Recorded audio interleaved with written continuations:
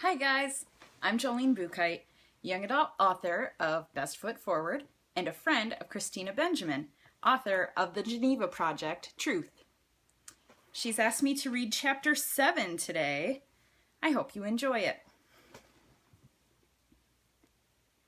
I didn't have any time to protest because Nova kissed me on the top of my head and then got up and slipped out silently behind the palms. I dusted myself off as I stood and stretched my aching legs. We must have been sitting for longer than I imagined because my legs felt heavy with the static pain of pins and needles. I shook them out and pushed myself out from behind our palms' wide, protective leaves and into the deserted courtyard. Nova was gone, disappeared into the night. All I could do was walk slowly back to my room with my mind swimming in wonder. I never could have imagined that my world would be changing so rapidly. Wasn't it just a few weeks ago that I had only one friend in the world? I believed none of us knew our real names, and I had never heard of Nova. I was starting to wonder if the world was a safer place for me back then. I had this strange foreboding feeling in the pit of my stomach. Suddenly I was snapped away from my thoughts as I walked straight into Jest, one of the grifts we all tried to avoid.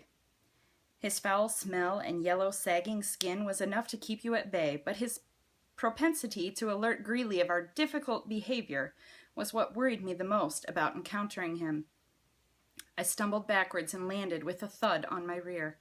"Oh, I'm sorry, I let a little gasping sound escape as I realized who I had bumped into, and that was a mistake because Jest always assumed that we were gawking at his missing limb. He had lost his arm from just above his elbow in the flood. I'd heard that it was so badly burned from the lava that it had to be amputated, and that it accounted for his sour disposition. The stub that was left hung awkwardly at his side and was still a blackened, vein-covered mess, laden with sores that constantly attracted beet flies, menacing little biting creatures. He leaned toward me and my nostrils burned as his putrid smell encroached my space. His hollow gray eyes narrowed as he focused on me. "So who do we have here?" he growled. I crawled on my backside a few paces before scurrying to my feet. "It's just me, sir, 65.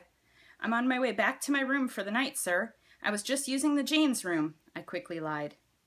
"Were you now, 65? He questioned sarcastically. I nodded quickly as I started to slowly take side steps in the direction of my room. "Well, how is it that I find you past the dining hall when the Jane's room is in the other direction?" Shoot, he was right.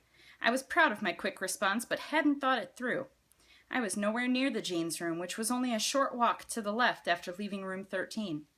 Jest had found me just outside the entrance to the dining hall, which was in the opposite direction of my room. There wasn't much past the dining hall, other than the classrooms, rooms for the other orphans, and the entrance to the courtyard, none of which I should have been visiting at this hour. From the way his colorless lips were curled into a grin, he was surely relishing the idea that he had caught me in a lie and was about to turn me into Greeley. Come with me, 65, he hissed as he latched onto my shoulder, squeezing it much harder than necessary. I couldn't help but let out a little whimper as I saw his jagged yellow nails dig into my flesh. "Knock off your sniveling, Jane. You'll soon have something to cry about," he snarled.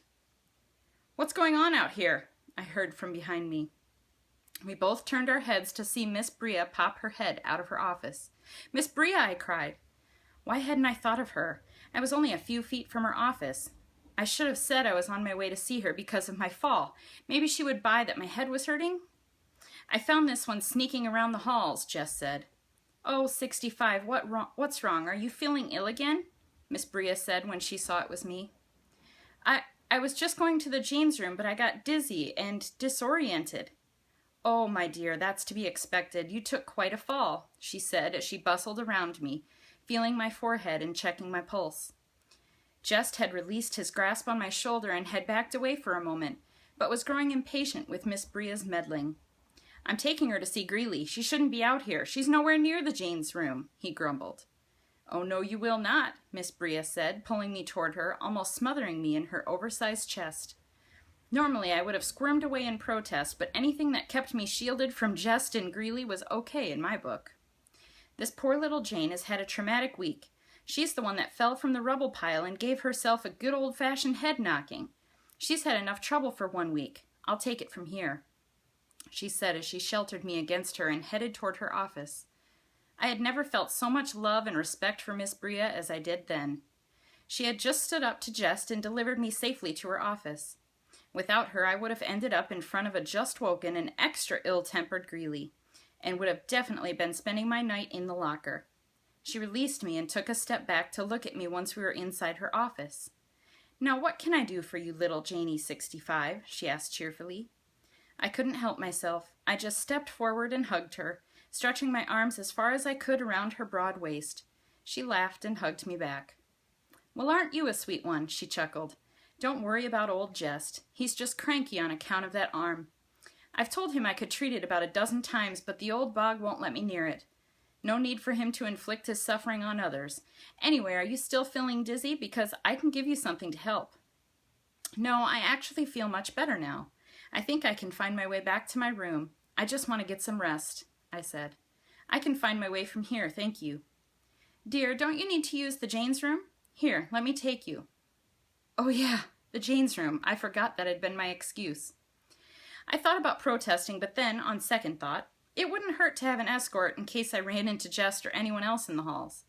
I followed Miss Bria to the Jane's room, and she stood outside the door waiting for me. I figured I might as well use the facilities while I had the chance. I was going to have to sneak outside to meet Nova soon, and who knows what he had up his sleeve. I took the opportunity to wash up a bit while I was in there. It wouldn't hurt to look a little more presentable. I scrubbed a layer of Grim from my skin and soaked my blonde hair with the cool water running through the sink basin. It felt refreshing, and it seemed to relax me a bit. I pulled my hair back and quickly braided it to the side, tying it with a piece of twine I normally kept wrapped around my wrist for such occasions. I gazed at myself in the mirror for a moment, admiring how my normally bright blonde locks looked almost brown when wet. It made me feel like I fit in a little more. I splashed some cool water on my face and stepped closer to the mirror to inspect my grooming job. The moonlight bounced across my freckled cheekbones and caught my eyes, lighting up my clear blue irises like they were electric. There was nothing I could do to dull those eyes. I would always be different. I sighed at my reflection, feeling heaviness in my chest again. "Are you all right in there?" Miss Bria called, pulling me away from my thoughts. "Yes, coming," I replied. I swiftly crossed the Jane's room to meet her at the door.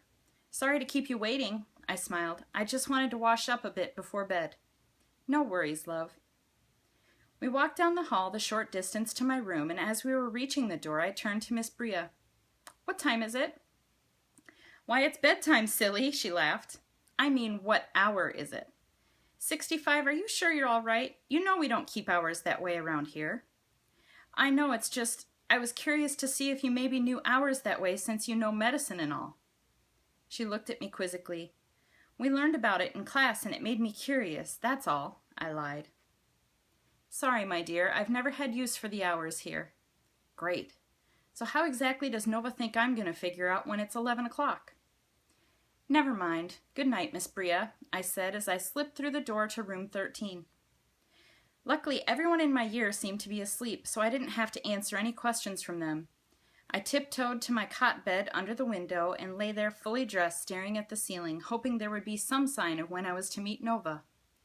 I lay there wide awake for what seemed like hours, just replaying the events of the last few days. I had met Nova. I had found out my best friend, number 26, had a name, Remy. I had also learned that the raven-haired bully of my year, number 31, was actually named Gemma, and that she had a little sister that died in the flood, which apparently she didn't like being brought up because that resulted in my trip to Miss Bria's nurse station after my supposed fall from the rubble pile and my black eye. Not to mention the secret invisible magic punch that I apparently delivered to Gemma and the newfound friends Sparrow and Journey it attracted. Then Nova, who was supposed to help explain it all, just told me some crazy fairy tale and that I was special or something, and now I'm supposed to climb out this window and meet him at 11 o'clock with no way to know when that actually was. How did I get myself into this situation? Had I asked for it? I was always daydreaming about another life, where things were better and I wasn't an orphan.